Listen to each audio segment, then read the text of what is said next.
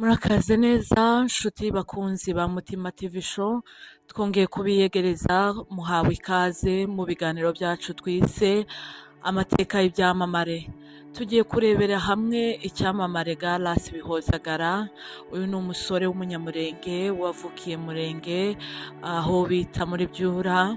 Uyu Bihozagara yabaye muri Byura, niho yavukiye, baza kuhakurwa n'intambara yabaye muri Byura, baza kwimukira mu Rwanda. Avuga ko aho ariho batuye igihe kitari gitoya, baza kuhabonera uburonko. Ise abasha kubona akazi babaho, ariko avuga mu gihe gitoya ko akazi kaje kurangira. Karangije kurangira aho nicyo gihe basubiye mu Burundi, mu nkambi z'u Burundi. Bihozagara avuga ko ubuzima bwaje kubakomerera butaboroheye, ashaka uburyo ki bwose yabasha gushaka cyangwa se gufasha umuryango kubwo kubona imibereho, ariko avuga ko nta kazi yigeze abona mu Rwanda cyangwa i Burundi. Aza kubona uburyo aja muri Kenya bitewe n'inshuti yiwe yaje kumuzana muri Kenya.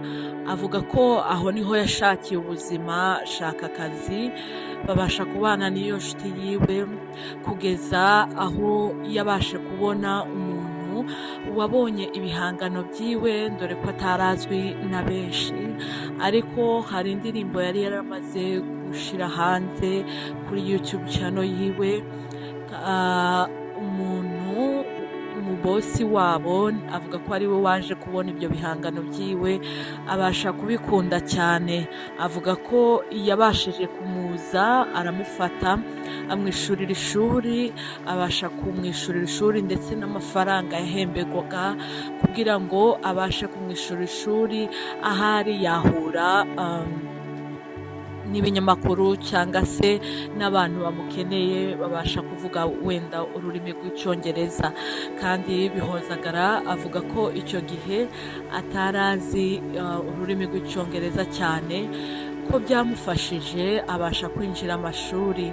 Avuga ko icyo gihe aribwo yabashije kuja mu ishuri abasha kwiga, ariko mu gihe yigaga avuga ko yahuriyemo n'ibibazo bitandukanye, aza kurwarira mu ishuri. Avuga ko yaje guhura n'ibibazo, yaje mu ishuri ntabashe kubona, abasha kwinjira ibitaro. Avuga ko yamaze igihe kitari gitoya mu bitaro, ariko muri icyo gihe avuga ko yagiye ahura n'abantu benshi basenga bamubwira ku muhamagaro wiwe cyangwa se ko azaba umuntu udasanzwe, ariko avuga ko iwe muri icyo gihe atabashaga kubyumva, dore ko yari mu buzima bugoye kandi butoroshe, akiyashakisha ubuzima. Iwe ku giti cyiwe yibwiraga ko ari ugushaka gufasha umuryango wiwe gusa mu buryo aribwo bwose, dore ko umuryango wiwe utari mu buzima bwiza. Uyu muhanzi Galas yaje kumenyekana cyane cyane ku ndirimbo yiwe yise Save Murenge. Iwe ni Sierra, Save Murenge, Save Murenge, Save Murenge, Save Murenge, Mahanga Monisco, Save Murenge. Kuyihimba mu gihe ubwoko bwari buyikeneye, cyangwa se gutabariza ubwoko ku ndirimbo yiwe yise Save Murenge. Iyo ndirimbo yatumye aba icyamamare ndetse n'ibinyamakuru byinshi bitangira kumushaka. Kuko ikinyamakuru cyiwe yagiranye na BMC yabashe kuvuga ubuzima bwiwe bwihariye. Avuga ati, bashiki banjye bari intangarugero. Buce ndashaka kukumvisha ibintu naciyemo byatumye ntekereza gukora iyi ndirimbo. Buce bashiki banjye batwara inda bombi icyarimwe, batewe inda n'umugabo umwe kandi nawe ufite umugore, nta n'umwe ari bushake. Muri bwa buzima bwacu papa atagifite akazi, urumva, ubuzima bwo kuburara, ubuzima bwo gufata umutsima wa kawunga ukawukoza ku munyu ukarya, ugakubitaho babana b'abakobwa babiri bazanye abandi bana mu rugo, nta buzima. Papa yahise afatwa n'indwara bita hypertension.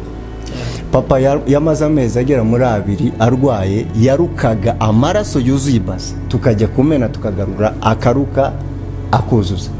Bukeye umunsi umwe papa ajya koga, aravuga ati yafasha akagufu reka yoge ajye gusenga mu yindi ntara ahantu habaga urusengero rwabo. Ageze muri dushe, kwa kunanirwa guhagarara kubera equilibre n'ubwo buzima yari arimo, arazungerera ikubita hasi muri dushe, igufwa ricikamo. Muri ubwo buzima bwiwe yabashije kubana n'uwo mushuti wiwe, yaje gukomera cyane, akomeza kuririmba indirimbo zitandukanye ndetse n'iz'urukundo, ariko yaje kwibanda ku ndirimbo cyane cyane z'ubwoko, zo gutabariza ubwoko, dore ko icyo gihe twari dufite intambara zinshi muri Kongo. Aza kumenyekana cyane ndetse aba icyamamare ku ndirimbo yiwe yaririmbye ayita Rose Radi, n'indi ndirimbo yise Komine Minembwe. Izo ndirimbo zatumye amenyekana cyane, ndetse abasha no kuririmba indirimbo yavuze ngo dupfana kiruta icyo dupfa. Indirimbo ziwe zaje kumenyekana mu ndirimbo ziwe nyinshi ntabashe kurondora, ndetse n'indirimbo z'inkundo. Aza gukora amakolabo n'abahanzi bakomeye nka Kidumu. Ibyo byatumye abasha kumenyekana mu muziki wiwe cyangwa se mu bihangano byiwe. Yaje gukora ndetse n'indirimbo ya gospel, aho yabashije kuvuga ubuzima bwiwe bwa Kristo, avuga ati njyewe sinari nkwiriye, ariko wowe Mana warantoranije, ubasha kungira uw'agaciro. kurusha inyuwe manura gandura gandura gandura ganje, ati manura gandura gandura gandura ganje we, ati manura gandura gandura gandura ganje, ati mu magogwa no mu marushwa mana ni wowe ngene. Indirimbo ziwe zaje kumenyekanisha cyane, akomeza kwamamara mu bwoko bwabo cyangwa se bwacu bw'Abanyamurenge. Avuga ko ikintu cyiwe cyangwa se umuhamagaro wiwe ari ugutabariza ubwoko ndetse no kurwanira ubwoko.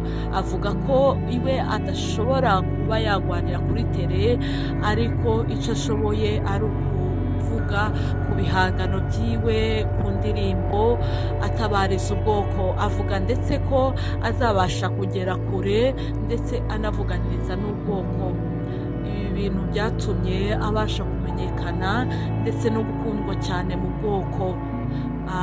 Ubwo ibyo nibyo twabasha kubamenyesha kuri Galasi kuri uyu munsi, ariko tubasaba ngo mukomeze mubane natwe mu biganiro byacu bya buri munsi, aho tuzobamenyesha amateka ya benshi y'ibyamamare byinshi. Aho mwabanye nanje Mutima Francine.